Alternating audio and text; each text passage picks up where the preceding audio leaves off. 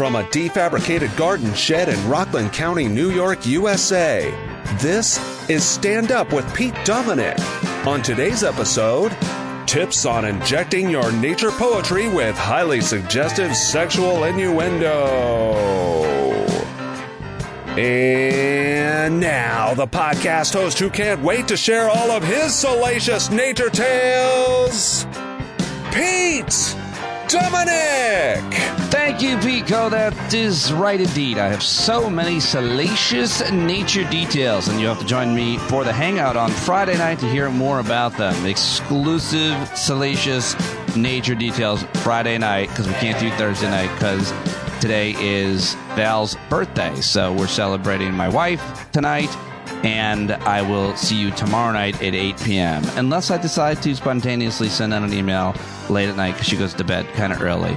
And I might, so stay on hold for that. Or don't. Either way, thank you very much for pressing play on today's show. I have an amazing interview with one of the best guests you could ever imagine. It's Dahlia Lithwick Day, everybody. Very excited to talk to her about her new book. And I am going to skew most of, the news as I normally do. A few sound bites and segments here or commentary here at the top. But I really want to make this interview, because it's a book interview, as evergreen and relevant as possible and not timed to any certain period. But so much going on yesterday. The rapper artist Coolio died, which is pretty shocking and upsetting at age 59.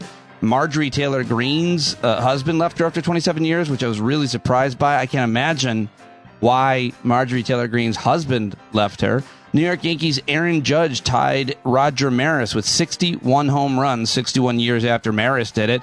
And President Biden announced a major initiative to fight hunger, but overshadowed it by trying to give support to a congresswoman who helped co-sponsor it and it died. And he didn't seem to realize that she had died. And so that was a bit of a controversy yesterday. And of course, most importantly, to all of our friends down in Florida, we are thinking of you and realize that this storm has hit very, very hard in all types of different places in Florida, and a lot of listeners down there, thinking of you down there, and hopefully everybody is okay. So I now want to play one thing for you because it kind of coincides, it corresponds with what Dahlia Lithwick's book is about, and I'll tell you more about Dahlia and the book in just a moment. But this is Congresswoman Elissa Slotkin on the House floor yesterday advocating for the Veteran Outreach Program, and she herself, a former CIA analyst who devoted a career to protect the United States from national security threats, and she worked alongside the U.S. military during 3 tours in Iraq as an expert. And so she was on the House floor yesterday excoriating her Republican colleagues for preventing women from having access to abortions. And that's a lot, one part of what Dahlia writes about, of course. So I wanted to play this for you because I thought it was very powerful, and then I'll get to my interview with Dahlia Lithwick. Here she is, Congresswoman Elissa Slotkin, Democrat of Michigan's 8th District. Fighting 8th. In terms of making decisions on behalf of women, if you want to take a veterans bill and make it about abortion, then let's do it. What you are saying, and you're saying in front of the American people, is that you believe a veteran who has been raped, who is the victim of incest, and who is having a dangerous miscarriage does not deserve access to abortion. You are saying, unless you correct me and tell me what you believe a woman deserves to have when she has been raped, the victim of incest, or is in the middle of a dangerous miscarriage, if you can't state it, then be clear you believe in no exceptions for women, a cold, heartless, violent approach to women's health.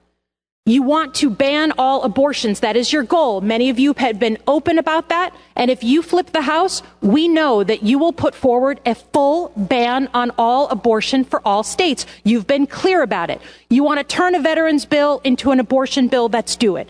Not one of you are a medical doctor. Not one of you. What the VA guidelines say is that if you've been raped or the victim of incest or a medical professional deems that your pregnancy is a risk to your health, the 1 of 4 women in this country who has had a miscarriage, probably many women in this room, that you are a better judge of who gets to decide the future of their life and not a medical doctor? Who do you think you are? You are politicians. We are all on this floor elected officials and not medical professionals. If it was your wife, your daughter, who is suffering through a miscarriage, are you going to tell her she can't until her fever gets high enough, until she's bleeding harder? That's what's happening in the state of Texas right now. If that's what you want for veterans, shame on you. Shame on you. I'm sorry. We built this bill to be bipartisan. I sought your support particularly, sir. And you're making it a political issue. Shame on you. You all have pictures of veterans in your office, proud to show your pride in our veterans. It should be the most bipartisan issue in the world, and you're making it political. Shame on you. Shame on you indeed. I just thought that was a good appetizer for my conversation with Dahlia Lithwick, whose new book is so good, so important. I can't say enough good things about it, but everybody is talking about it. It's already a New York Times bestseller. Oprah named it like one of her books of the year already.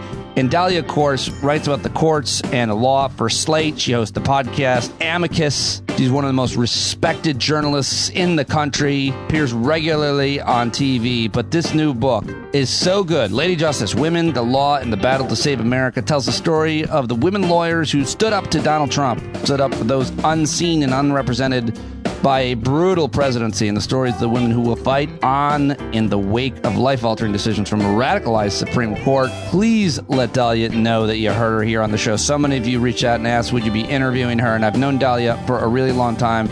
She's one of the coolest people, and I was so glad that she actually reached out to me and that we get this opportunity to sit down. So I now present you my conversation with the author of this very important book, Lady Justice, Dahlia Lithwick. Oh my gosh, there she is. So many people reached out to me and said, are you going to talk to Dahlia? And I said, I hope so. I'm working on it. And before I could reach out to her, I got a message from you. I am so happy to see you. And congratulations. I'm holding the cover of the book, and I peeled it off the book. It's so awesome. Look at the blurbs. You're amazing. Thank you for joining me. Thank you for having me. I appreciate that exuberance. Holy cow. That's what I pay for. Well, yep. This book, I'm very exuberant and inspired by this book because it puts a lot of things in one place for me, and it helps me organize my thoughts about, frankly, the way ahead, the way forward. I saw your interview with the great Michelle Goodwin at Politics for Pros, and she said that, in case people don't know, she's a black woman. She talked about the era of Jim Crow, and she referred to this era. She said, I call it Jane Crow. And I wanted to start by saying your new book, Lady Justice, Women, the Law, and the Battle to Save America, is doing a lot for me, and even more than what Michelle Alexander, for Jane Crow, than what Michelle Alexander's book did for the new Jim Crow, which changed my entire view on things. That's the way I'm feeling about Lady Justice. So it's really important. Why do you think this? Why did you write this book about this situation we're in now? Well, first of all, thank you. That's unbelievably generous. I would say this. We're all of us watching what's happening in Iran right now. And we're obsessed with, I don't know about you, but my husband and I, for years now, have been obsessed with like photographs of women in Iran from the 70s, right? Where they're wearing bell-bottom jeans and they're wearing like wedge heels and no hijab, because it's such a reminder that even though one wants to believe it was ever thus, it was not in fact ever thus, right? Clerics took control and suddenly you could be killed under custody of the morality police for not wearing your headscarf correctly. And I start there only because I think it's a useful and bracing reminder that this happens, right? It's not that, one day you have freedom and the next day you don't, is a thing that we can't imagine. Go ahead, everybody, and Google, photographs of women in Iran in the 70s. And so I start there because when I compare and contrast what I'm seeing happen in Iran this week and last week, the protests, with what I'm seeing happen in the United States post-Dobbs, I think that we make a category error when we say it's the same thing, because we actually do have the force of law in this country. We do have the capacity to affect change at the voting booth. We do have the capacity to talk meaningfully about court reform. We do have the capacity to do something about gerrymandered state houses. Now, I don't want to suggest for a minute that those things are easy, the fixes that I'm talking about. Right. But we have access to them. And so I think part of the reason this book is important to me is that I get very frustrated, Pete, when people say, women have their voices and women, are organizing and women are. No, women have real power. Like they have badass, huge technical skills to litigate and win, to organize and win. And this is a book that's a tribute to women and power, not just our voices, our ability to organize and go to protest. That's essential. And I don't want to in any way downplay that. But that's what we're seeing in Iran, and it's chilling. In this country, we're not that. We have the ability to say, you know what, we could add 4 seats to the court tomorrow. You know what, if we want to focus in on state races and elect a state attorney general who wants to protect women's privacy, we could do that tomorrow. And so I guess part of what I'm trying to do is insert into this conversation about, vulnerable, not just women, because it's a book also about migrants and immigrants and refugees, but that vulnerable communities are not without power. And that's important. So well said. I mean, you mentioned Iran and religion. I was so impacted. I remember where I was when I read, I'm sure it was the cover story at New Republic, that you wrote about Orthodox women and how they're treated in certain very conservative parts of Israel, where you lived, I think, for like a year and wrote that story.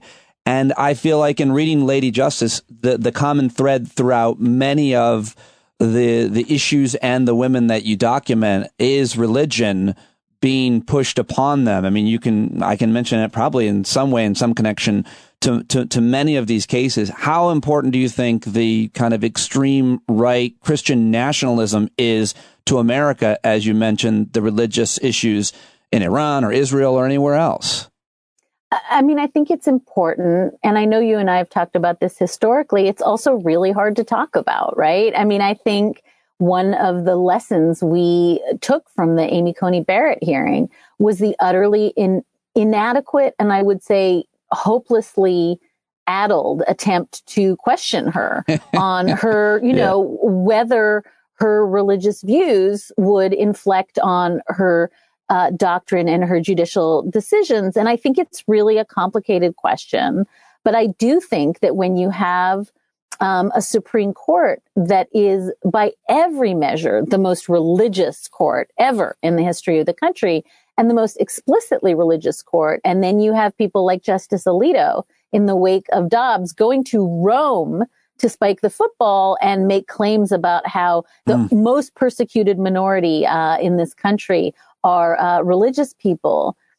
I think we have to talk about it. And so one of the things that I think we need to do better at, and it's not to make claims. I don't want to say all religious people, put religion before doctrine, or it's easy to say which religious justices are not fit to be on the court. Those are really thorny, intractable questions.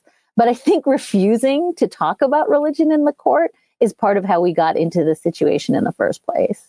Well, it's so often used to empower men and keep men empowered, though. I mean, specifically that, and often held up by, unfortunately, women in power. But I think what you're saying throughout this book and what you kind of touched on here was the inspiring part. I guess the bad part is you admit you acknowledge or even inform for people that don't believe it. We're in for it the rest of our lifetime.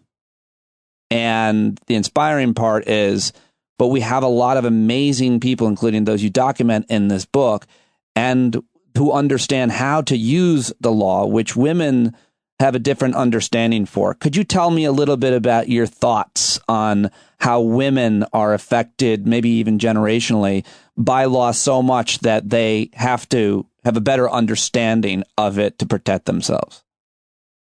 Yes, with the caveat that, of course, this is a gross overgeneralization and, essentializing in a deep way. But I think the book, for me, opens with crowds at Donald Trump rallies in 2016 chanting, lock her up, about Hillary Clinton. And, at the time we were like, well, that's kind of annoying. It's kind of like those chants of iron my shirt. I get it. It's just rude. But my point was, I think it's much more than that, right? I mean, it is a promise. And Donald Trump kept performing that he wanted to use the force of his Justice Department to investigate her and to incarcerate her for crimes which in the rearview mirror, Pete, are pretty trivial compared to his own. And so I think that Lock Her Up becomes a through line for me through the book when we actually land after Dobbs in a moment in which women are going to jail in Alabama and being kept there for endangering their pregnancies. Women are going to jail in Oklahoma for endangering their pregnancies or for miscarriages. Women are being reported for what look like suspect miscarriages around the country. And so I think that Lock Her Up goes from being kind of a like weird, creepy, polemical chant about using the machinery of the law to prosecute Hillary Clinton. It's chanted at AOC. Yeah. It's chanted at Nancy Pelosi. It was chanted about Christine Blasey Ford. Lock Her Up at the end of the book is literally where we are, right? It is where we are. And it's not just abortion, as I said, it's pregnancy loss, it's miscarriage, it's attempting to use methotrexate, a cancer drug, which also can have the side effect of causing abortions. And so I think what I wanted to make material was that the law is both kind of the engine of great liberty and dignity and freedom for women and can be in a second weaponized to be the engine of their prosecution and incarceration. And this isn't just Margaret Atwood in The Handmaid's Tale. Yeah. This is happening. And the point I wanted to make is that I think, and you're exactly right, that use of generational, I think we have it in our muscle memory, Pete, that like there is not so very long ago that women couldn't have a credit card, that a woman couldn't be raped by her own husband. Not so very long ago that women couldn't enter the legal profession. And so this stuff is not, it had to be like clawed by women over generations, this kind of power. And I just think that both that double-edged sword of the law as an instrument of oppression and an instrument of freedom, but also that sense that right now we are on the precipice of the law being used to harm women in deep and meaningful ways is something that's really visceral for women. Yes, and you write about it so beautifully. You mentioned the phrase "lock her up." You also, and folks, if "lock her up" wasn't enough, if you stay now for a limited time, there's "send her back." I mean, it's the her, I think that's key. And you mentioned that in reference to the chants about Representative Ilhan Omar. But you also write in the introduction about what you just said. You write that every woman I interviewed, because you interviewed so many people, prominent people, scholars, and more for this book, even if she was a lawyer, judge, or law professor, heard in 2016's exuberant "Lock Her Up" chants the echoes of savagery, vigilantism, and abuse. It became a promise that the law was not going to protect us, but it could and would be used to punish. That meant that women in the age of Donald Trump in the years that followed wouldn't simply have to fight to preserve the rule of law. They would have to fight to keep the law itself from being used against them. When I talked to our friend Eric Siegel last night, he said, if anything, she is definitely the best writer. I'm very jealous of how great of a writer she is. And I think what I just read from your book exemplifies that. But the point, the larger point is just really an exclamation point on what you just said. I wanted to read that. And Eric has been just madly tweeting out chunks of the book, and it's so moving. And I would say he actually tweeted something, and we can talk about the Me Too chapters if you want, but I think he was one of the very few people who understood that the material about Me Too and federal judges is about complicity. It's not about Me Tooing a single judge. So I'm so grateful that he tweeted out, we all knew this about a particular federal judge, and we kept inviting him to our law schools. Yeah, well, go ahead and speak more about complicity. I am very familiar with that word. I was warned about being complicit my entire life by my older brother. He always said, "Don't be," and he would point to what that meant. And I think I have a good understanding of it, luckily, because I had a great couple of mentors. But you're talking about it in terms of so many people who have seen what happened and who didn't say anything. And you consider yourself one of these people. I think it's a harsh self-reflection. Nonetheless, you take an honest look at it and write intimately about it in the book. So what do you mean by being complicit, and why does that matter? Well, just for listeners who are baffled at this point, I guess I'll just say that some of the chapters at the center of the book are about Me Too and the federal judiciary, and that is some of that is Brett Kavanaugh and Christine Blasey Ford, and some of it is the former chief judge of the Ninth Circuit Court of Appeals, which is one of the most powerful courts in the country, Judge Alex Kozinski. And the problem that I was trying to raise is that he had shown porn to his clerks. He had talked in really explicit sexual ways to his clerks. He had touched women inappropriately who clerked for other judges. And this went on for years and years and years and years. And what I said in the book is that I knew about this from my own clerkship on the Ninth Circuit. And I kept that secret for decades. And I would sit next to him on panels and go to fancy dinners. He was a feeder judge. He was one of the federal appellate judges who absolutely could vault his own law clerks onto the Supreme Court, right? And Brett Kavanaugh was a former clerk of his. And so I think that in 2017, when a few incredibly brave women, Heidi Bond and Emily Murphy, eventually a bunch of other women came forward and said, I am going to say this about him. He should not have lifetime tenure on the Ninth Circuit and should not be deciding cases that have to do with sexual assault and abuse.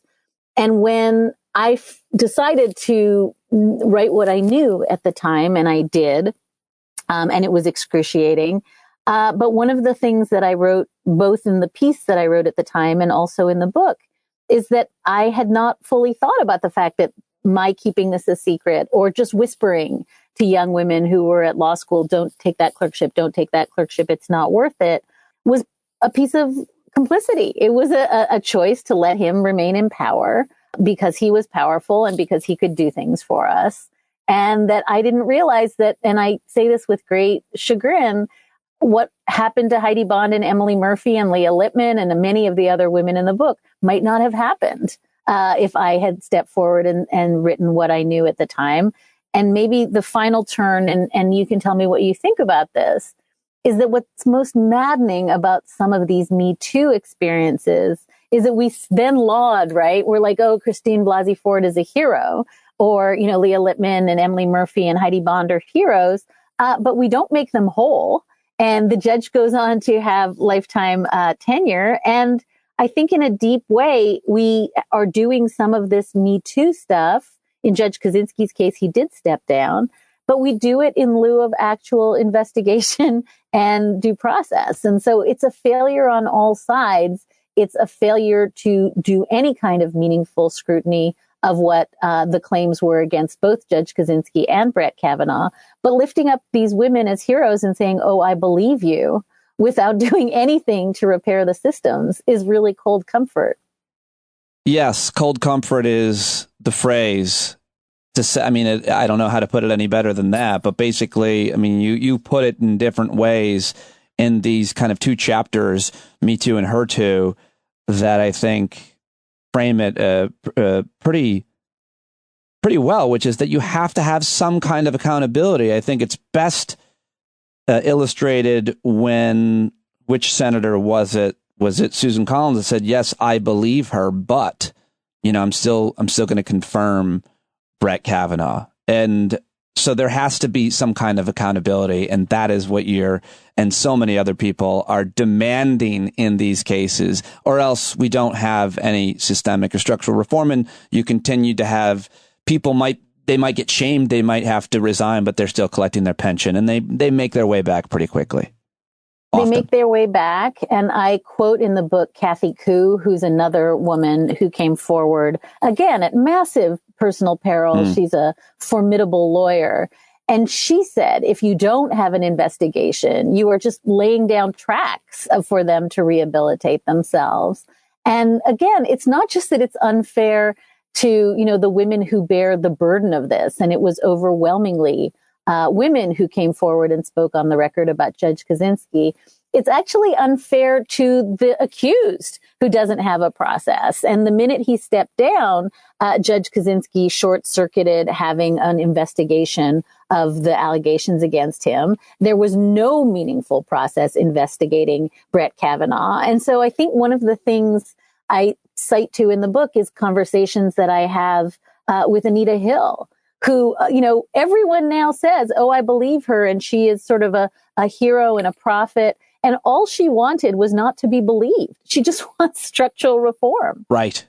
Right. You write a lot about your conversations with her, and I just love it. And the conversations that you also write about, the conversations that she had with Christine Blasey Ford, which I didn't know existed, but apparently are on podcasts, and I want to go listen to them. But what did you learn from Anita Hill? Because you've taken a lot of lessons and inspiration from her, and she's asked you to speak at things. You have asked her to speak at things. What would you say you've learned from her and your relationship with her?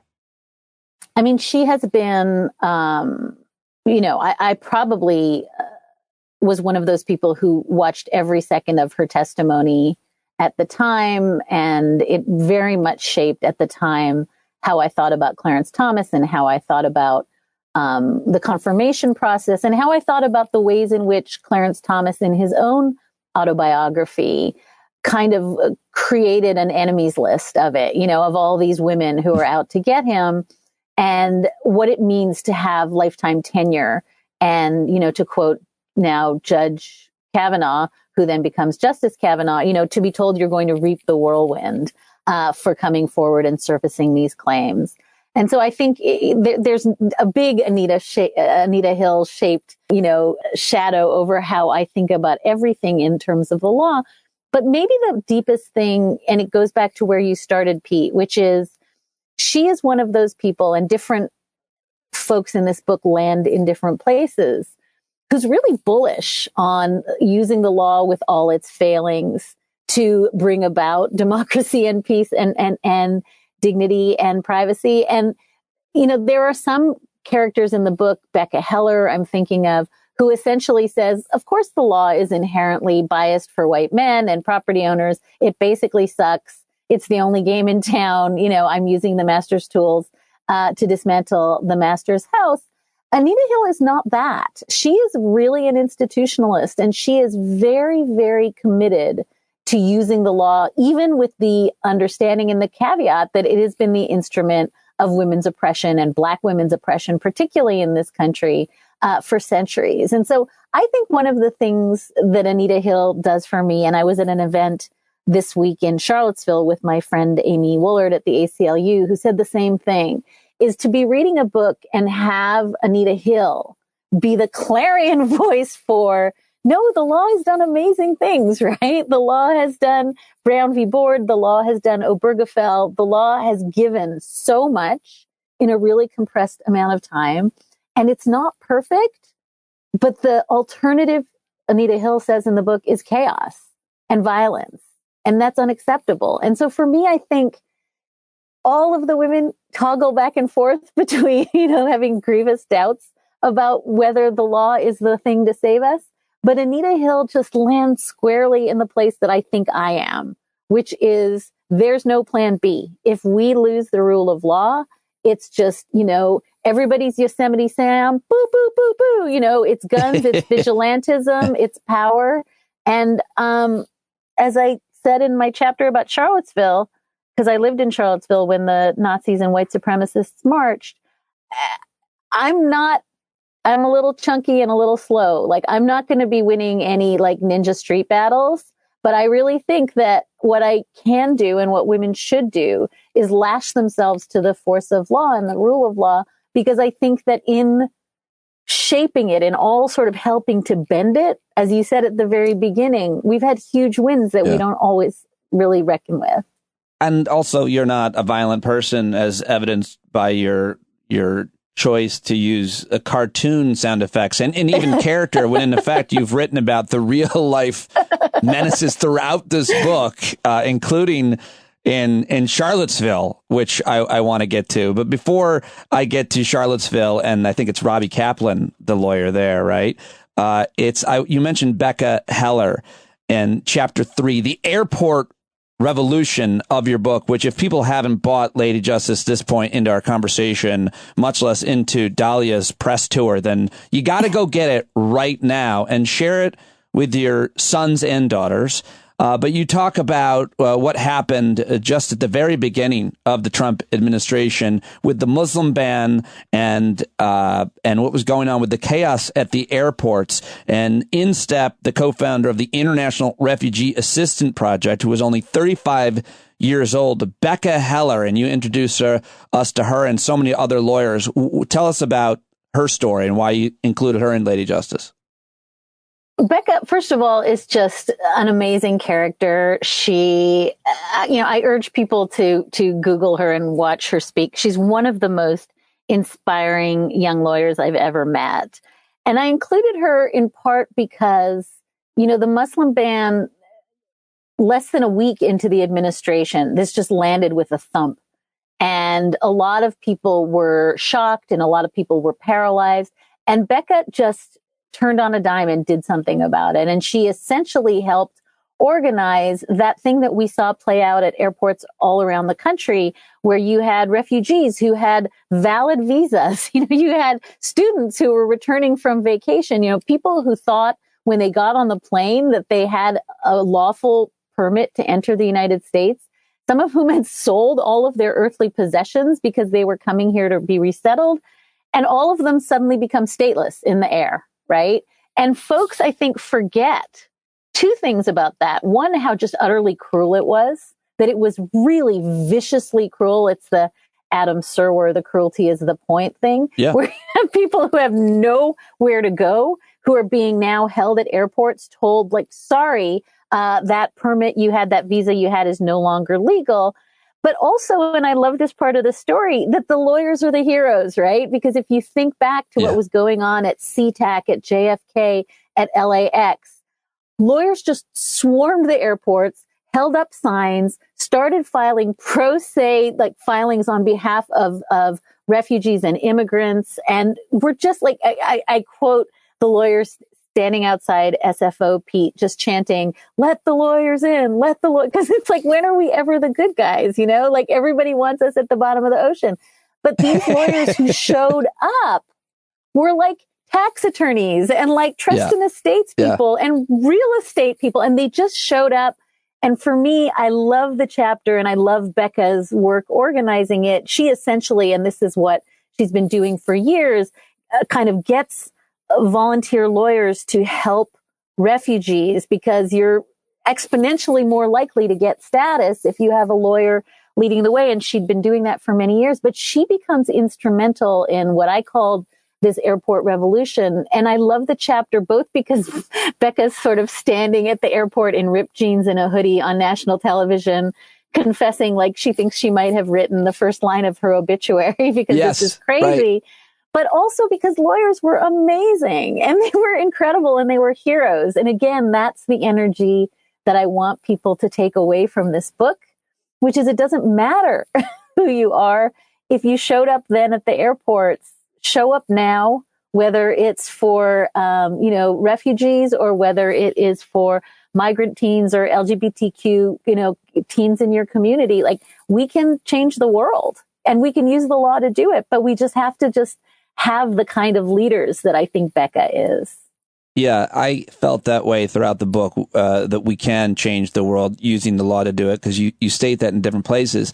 I'd now like to announce, because I just thought of it while you were talking here, that so many of these women that you document, that you talk about, I've looked into and followed on Twitter, and I've decided to announce I'm going to do it. Is it compendium? Is that the word? Compendium?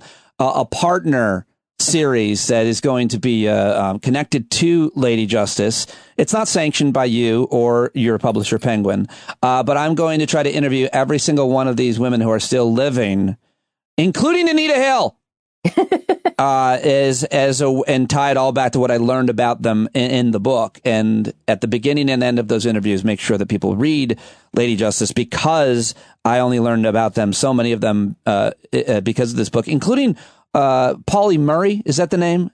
Which is, you're outraged. You are outraged, and I understand you're outraged that we don't really know who she is. She is one of the most unsung American heroes, apparently, ever, and you introduce us to her, and so important. You've talked about her, written about her. What do you want to say? Who is she?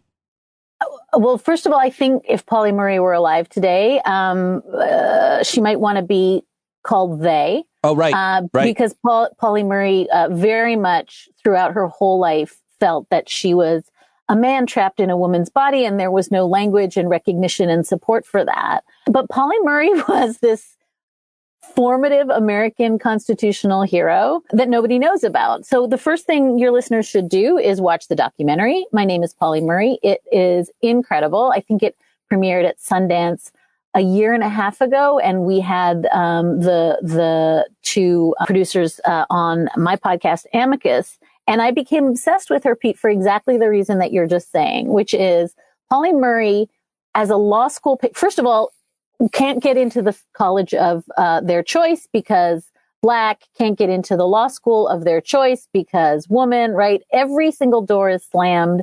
And nevertheless, Polly Murray writes a law school paper that becomes the spine of Brown v. Board, that becomes the argument that Thurgood Marshall and the NAACP Legal Defense Fund used to desegregate schools. And Polly finds out years later, because nobody puts their name on the brief. Nobody credits any of the work. Yeah. And then Polly Murray goes ahead and does essentially the same thing, does like the singularly important work of pulling from the 14th Amendment gender equality. At least Ruth Bader Ginsburg credits Polly Murray on early briefs, even though Polly Murray didn't co-write them. Justice Ginsburg is very careful to say these ideas are Polly Murray's, not mine. And the reason I'm totally obsessed with Polly Murray, in addition to the fact that the documentary is amazing, is that this whole book is kind of a meditation on hero culture and who gets famous and who gets mugs made for them and who does work in the vineyards for decades and doesn't get acknowledged. And I think I want to say, and challenge me if I'm wrong, that we've kind of arrived at a cultural moment where we think if we just buy enough RBG tote bags or enough, Advent candles with Bob Mueller on them or whoever the savior du jour is, that we're doing the work of democracy repair. And I think that that's just so myopic. I love RBG. I love Bob Mueller. I really do believe that we need our heroes. And one of the reasons some of the heroes in the book are not familiar to you is that I think they're all around us. And so I'm obsessed with Polly Murray because in a fair and just fame culture, Polly Murray would have been given their due. And because Polly Murray was not, I think that we have to be really, really mindful of who gets credit and who's out there every day, all day doing the work and never gets credit and is working in huge communities of other people not getting credit. And we forget to make the tote bags and the mugs for them. It's an interesting point because of who buys things and becomes parts of movements tangentially through a sticker or a tweet versus who does the work. And I guess you're more likely to do the work when you lose a right. I mean, people tend to wake up more when things happen. You're obviously seeing that throughout the world when it comes to women's rights issues. And with the overturning of, with abortion being outlawed, people keep talking about, including you, Dobbs and the names of the case. I just like to say abortion is outlawed in, I think, 14 states now, most recently Arizona. And what do you think, just a departure maybe, or you can bring it back to Lady Justice if you want, what do you think that is changing, if anything? I'm not asking you to make a prediction because I know everybody's doing that, but it's clearly waking people up in a way that was hard to predict, maybe. So I think I have two answers, and one of them is, and I think I say this in the book, but I learned this from people like Dorothy Roberts and Peggy Cooper Davis, Black women scholars who've been writing about this for years, again, in obscurity. Peggy Cooper Davis, I think, is one of the people who warned us years ago that this was going to happen. Dorothy Roberts warned years ago that if you could start to criminalize pregnancy, you were going to criminalize parenting, and that the canaries in the coal mine here are African-American women. And so again, part of the answer is if you were a Black woman in the South, you never really had a right to abortion, right? If you were in Mississippi, if you were in Tennessee, if you were in Alabama, you had a paper right to terminate a pregnancy. But between the Hyde Amendment, which made it impossible to fund it, and travel, and having clinics closed all around the country, Dobbs only was a wake-up moment for people who thought that everybody in the country had access to abortion. And so, and Carol Anderson makes the point about voting in the book. If you are, for the first time in your life, standing in line in Georgia in a pandemic with a water bottle and a battery charger because that's how you vote now, please understand, she says, that's how Black people have voted in this country since they were allowed to vote. Yeah. And so I think one of the things I want to think about in answer to your question is this leveling, right? Like, oh, it turns out like now all of us don't have the right to abortion, whereas before it was just if you were poor or you were Black or you were, a young girl who had come from Central America to escape abuse and cross the U.S.-Mexico border in September 2017. And I just jumped on you to jump back into Chapter 5 of Lady Justice Abortion at the Border, where we learn about Brigitte Amiri, and more ominously or infamously, we learn about Scott Lloyd, who, when watching or reading Margaret Atwood's The Handmaid's Tale, he was watching it for ideas. Yeah, for inspiration. Yeah. I mean, and this is, again, I think this is a chapter that ends in triumph in some sense, because Brigitte Amiri at the ACLU manages, after taking this case all the way up to the DC Circuit Court of Appeals, and prevails so that this migrant teen can terminate a pregnancy.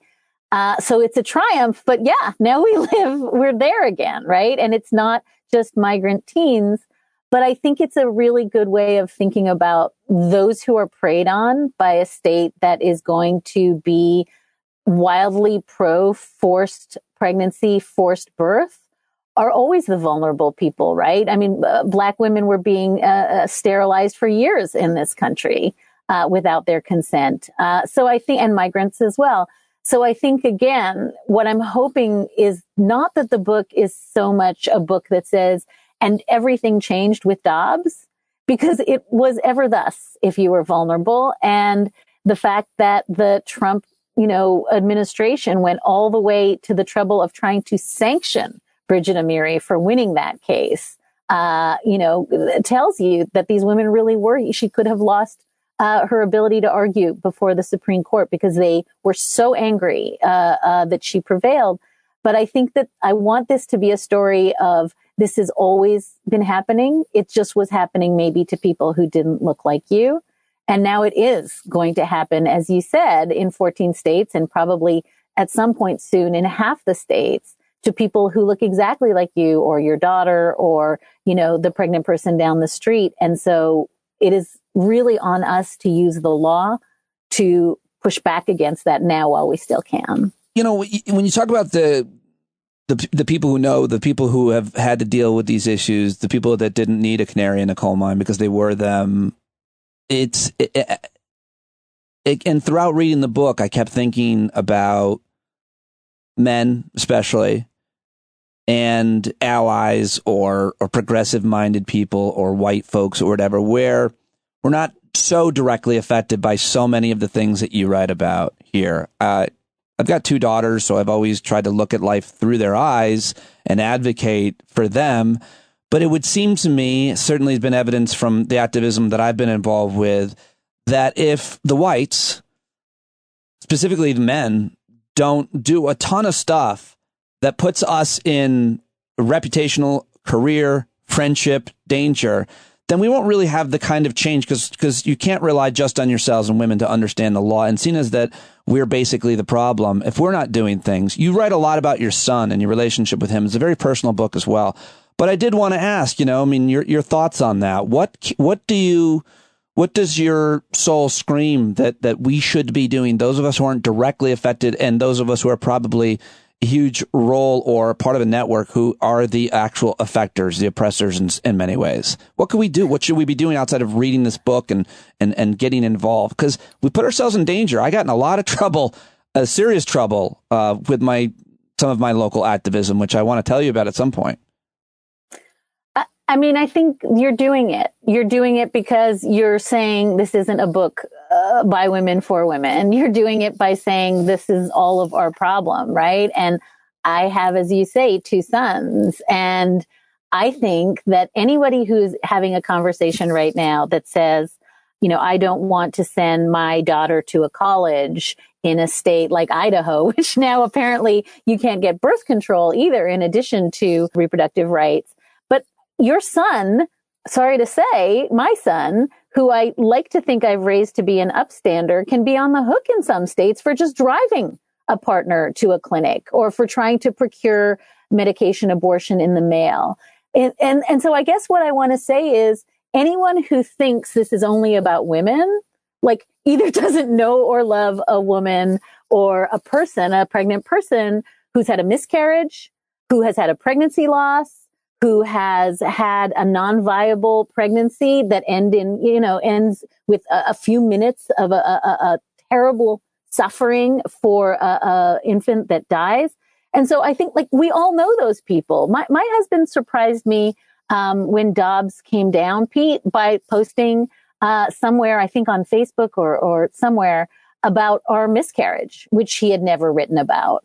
And he just sort of publicly stepped into it and said, this was what it was like to have to get a D&C. And this is what it would be like today in Charlottesville, Virginia, if, young Kim gets his way. And so I think this affects all of us.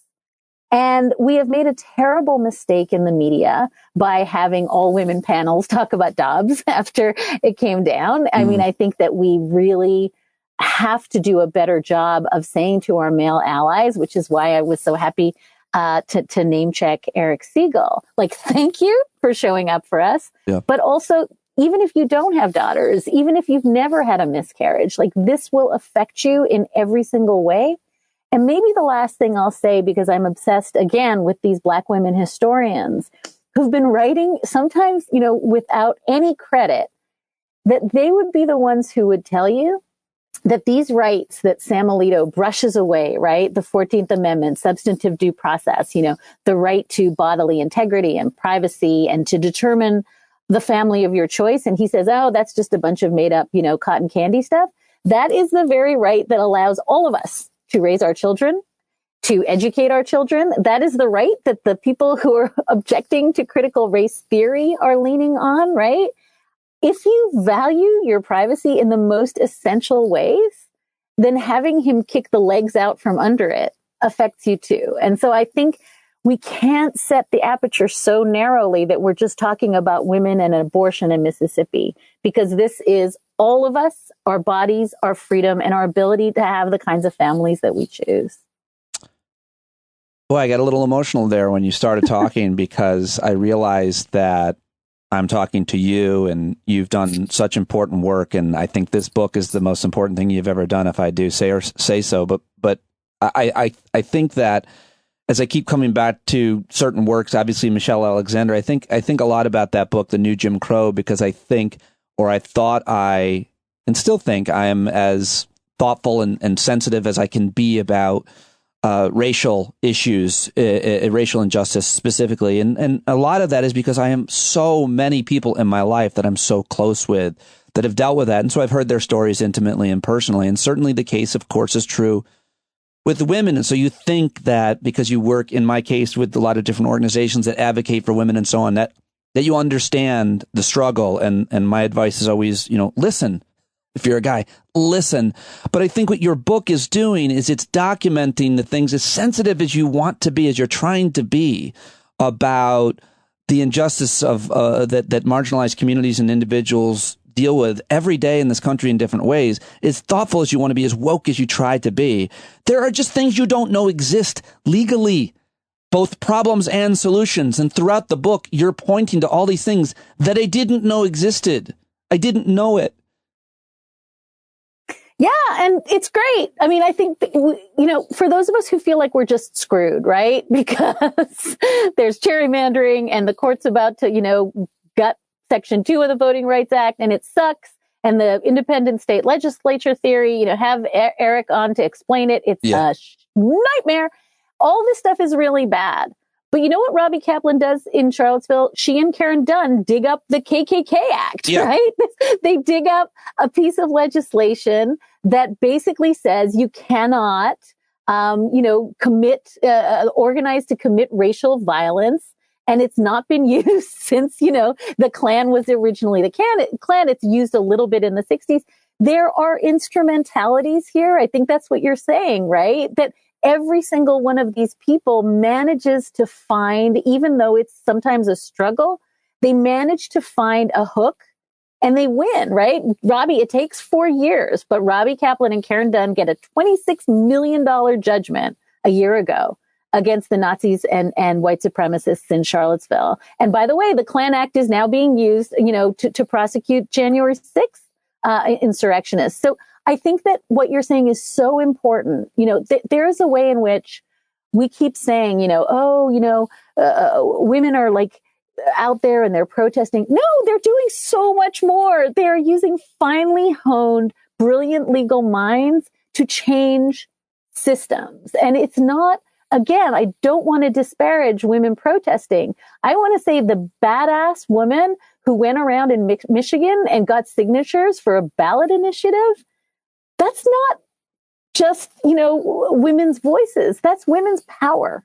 And I think that, when you hear, and this does make me crazy after Dobbs, you will occasionally hear, our good male allies saying, well, this will really goose the vote in November because women are going to be pissed. Like, we're actually not transactional humans, right? Like, we're not there to goose your vote. We're there to organize and to bring you along and to support you as you support us. And so I think one of the things that you're holding on to is a thing that I really wanted to put at the very center of the book, which is there are very smart people working on gerrymandering reform. There are brilliant people working on the Electoral College and the Electoral Count Act. There are brilliant people working on massive structural court reform. And so to say, we have to invent, God, I wish there was some mechanism to fix this. There are. We have to be a part of that. And that's not, I think, a gendered thing. I don't think it's a race thing. I think that brilliant people are trying to do structural democracy reform. They're everywhere. And those are the people we have to find. And those are the people we have to lift up because it's just not good enough to say women are pissed. Yeah, but everybody has to be on the boat and paddling. You have to do some paddling, and it's just so easy not to. It's so easy not to. But I encourage people to, because when, and when I've gotten involved, I've made lots of new friends and learned a lot and have in my community. So it's actually been wonderful being involved and just being a supporter of somebody else's movement. Can I read you the epigraph? One is from Pauli Murray. Pauli Murray, in addition to everything else, was this phenomenal poet. But then the second one is from Pete Seeger, and it's for you, Pete. It says this: I'm not sure if my involvement in causes, benefits, marches, and demonstrations has made a huge difference. But I know one thing. That involvement has connected me with the good people with the live hearts, the live eyes, the live heads. And it's the reason it's at the front of my book. And this is my friend, Barry Friedman, who in Oklahoma, who's been doing amazing work too. And the reason that quote is there is to make exactly the point you just made, which is, I spent 4 years marching. I marched and I, did within the bounds of what the journalistic ethics at Slate enabled me to do. But I meet amazing people. And they, again, I think we just get very, very hung up on which hero is going to come save us, which hero is going to come save us. And those live heads, live hearts that you've met, they're everywhere. They're I everywhere. love that. And I'm so glad you read that. And I love that quote. I read that at the very beginning of the book, and I said, I met that guy. I met Pete Seeger for 3 minutes. And what I remember about meeting him, it was backstage at Colbert, how that is. And I just had him, bumped into him literally, and he made me, much taller than me, he made me feel like really important for 3 minutes. He just saw me and asked about me, and it was wonderful. But the quote that really has moved me over the years was, I remember where I was when I read this just brief section from Dr. King's letter from a Birmingham jail, which really motivated me. I was going in to give a talk too. It was a good thing I was doing, but he said, something like the warning about the white moderate being the biggest barrier towards social justice. He said, I must confess that over the past few years, I have been gravely disappointed with the white moderate. And I'm like, I mean, granted, I'm a very progressive guy and so on, but still, I was like, he's talking about me. I'm the barrier, and people like me are. So we should do stuff. We should do stuff like as much as we can. We should do stuff, and we should know that, again, Carol Anderson, the historian in Georgia, has reminded me time and again, as has Professor Hill, that these are cycles, right? That there's always 2 steps forward and a step back. And we were very blessed, you and I, to have lived largely in a time when we just felt like we were surging forward. We weren't even taking 2 steps. We were leaping and bounding, and we had a Black president. And, it was, the book starts with, an abortion oral argument at the court that I covered in 2016 that I just thought this is it. Women's equality has arrived. And I really believe that. And we've all slid backwards, and it's very dispiriting. But again, most organizers, whether it's unions or LGBTQ rights or trans rights or whatever, will tell you this is the way it works, and that it's not a spectator sport, right? It only works if we all pick up an oar. And I think that it's easy to be despondent. And I mean, anybody who's listened to my podcast over the last couple of years, has, my producer calls me Broken Tigger because I used to be very bouncy, and the Supreme Court has essentially broken me. But I think that there's no problem that doesn't have brilliant people working to fix it. And I think every single person who's pissed off that they are in a gerrymandered state, or that, there's a voter ID law, or that there's vote caging and vote purging happening that's going to make it hard to vote, instead of sort of just looking around and saying, I wish someone was working on this, say, why am I not working on this? Because we can do this. We can do hard things. Yeah, I love that phrase. And the podcast. Yeah. What about you? One question about you. Everybody knows Dahlia Lithwick, and Dahlia Lithwick knows everybody. Hillary Clinton is tweeting about your book right now. Al Franken has you on a show. Mary Trump. You're friends with so many people. Genuinely.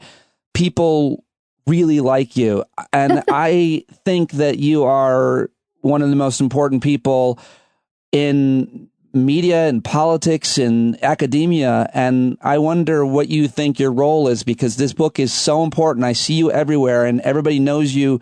And here's the thing. I've known you for a long time, and you've always been such an approachable, kind, egoless person, not necessarily screaming in 5-second sound bites on TV, but soberly warning us about what is happening. Where do you see yourself going? This book is so important. Well, I have no idea where to put that, but I will make it my ringtone, Pete. Thank you. Well, I just wonder, because you punched out of covering the court after the Kavanaugh hearings. You write intimately about that. And I remember at the time thinking, well, what will we do without her in the room? And I'm gratified to see you have been continuing, obviously, to do the podcast. You're writing at Slate, and this book is the pinnacle of many things. But what's next? I mean, I think in a lot of ways, not, being in the room covering the court was a really complicated decision for me. And you're right. I write about why after the Kavanaugh hearings, it felt like an act of normalization for me to be in that room. But I think what I said in that same piece, when I explained that I wouldn't be covering the court the same way anymore, is that I thought my beat could change from the Supreme Court to justice. And justice is really different from law, right? Justice is aspirational. And it's also, I think, the water we swim in, and people know what it means. And so I think what I've really tried to do, particularly in the Trump years, was to broaden out the beat from just writing about, this or that court decision to trying to think about this larger machinery of justice all the ways that, again, I love the Supreme Court press corps, but like, we just don't need that many people in that room, covering that group of people, because there are state courts all around the country and federal courts all around the country that have no one covering them, right? State Supreme Courts that have no one covering them. And so I think I want this book to be sort of a love letter to the idea that what happens like in, the state court down the street from you is as essential as what happens in the Supreme Court. They only hear a couple dozen, cases a year. Yep. And I think it's important what happens, not just at Mar-a-Lago, but what's happening, with the carceral system and our death penalty system and all the ways in which there is not justice. And so I guess maybe the answer is, again, it's a version of what I said the answer was about activism, which is to look around and say, who's doing this? And maybe I should be doing it too. I think it's that, looking around and saying, is there like massive racial disparities in the way justice is administered in my community and the way policing is done in my community? Are there massive gender inequalities in the way that we are now policing women's bodies in my community? This is all stuff that we can work on. It really is. But I think that, like, for me, what I love about what you're saying, Pete, is that the hope for this book was to make that which was invisible and working visible and working better. And so I think that's what I want to do, is to keep thinking about, the drug court that's doing really good work, and all of the amazing. I had on my podcast a sentencing judge this year who just talked about trying to bring dignity back to her courtroom. It was one of my favorite shows of the year. Yeah. And so I just think, like, let's put in our sort of quiver of arrows, in addition to marching, in addition to being angry, in addition to screaming on cable news. Let's put a whole bunch of arrows that are about justice reform. Yes. And if you don't, nobody will. I'm not talking to you, but, I'm talking to myself. I really am. Dahlia, what a great, great, great opportunity to talk to you. This book is the most important book I've read in a very long time, and everybody has to get it and read it and learn what the truth is about what's going on and what you can do. Thank you so much. I look forward to interviewing everybody that is still living that you documented in this book. And maybe I'll talk to those directors of the documentary about Pauli Murray, which I'm going to go watch. They're incredible. And that movie will rock your world because I think it's really, for me, again, the people who get famous and the people who don't is a thing we need to think about very hard in this culture. You've really inspired me and relit a fire that had been kind of dormant because I wasn't involved in some of these spaces, but that I'd really like to get back involved with. Thank you so much for talking to me. Thank you so much. Thanks for having me. Well, there you go. Dahlia Lithwick, everybody. What did you think? Go watch clips of us on youtube.com/standupwithpete or follow on Twitter and Facebook. I posted them there. Thank you to Dr. Barry Hummel, Maddie Carlson, Tina Winsett, and the Stand Up Street Team. If you want to join us to help us promote the show, email me standupwithpete@gmail.com. I hope you liked that interview. I hope you'll get that book. It was really moving to me. I'm not done with it, but I will definitely finish it. I'll read every chapter, and I will definitely reach out to many of the people that she introduces to us, except for the creeps and the trolls and the bad ones. I won't reach out to them. But maybe I'll get probably most of them. Stacey Abrams looks like the hardest booking she writes about Stacey Abrams. We didn't get to that. But so many of the rest of them, I'm sure I will be able to get on the show, and I will look forward to talking to them. And I thank Dahlia for joining me, and I thank you for supporting me and listening to today's show. I hope you've enjoyed the longer conversations I've been doing with one guest as opposed to two shorter conversations. A couple of you have reached out and mentioned that, but always open to your feedback here on the show. What can make it better? Write a review on Spotify or Apple. Many of you have decided to pay more for your subscription. It's as little as $5 a month to have access to the community, the Discord, the Hangouts, me, and many of you have decided to give me a raise. Thank you very much for those of you who have. I really appreciate it. If you haven't signed up for a paid subscription, please go to standupwithpete.com right now. John Carroll is an Emmy Award-winning singer and songwriter, wrote us this song and sings us every day. He stops and he's ready for me whenever I say play. And I say play, take it away now, John Carroll. When you start making sense and you stand up, stand up. No need to point your rifle to the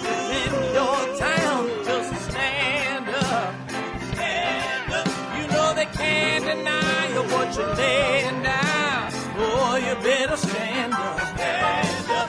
Show your face of every color, yellow, black, red, and brown. She's the place where every lost child will finally be found. There's only one thing to do before we stand our ground, and that's stand up.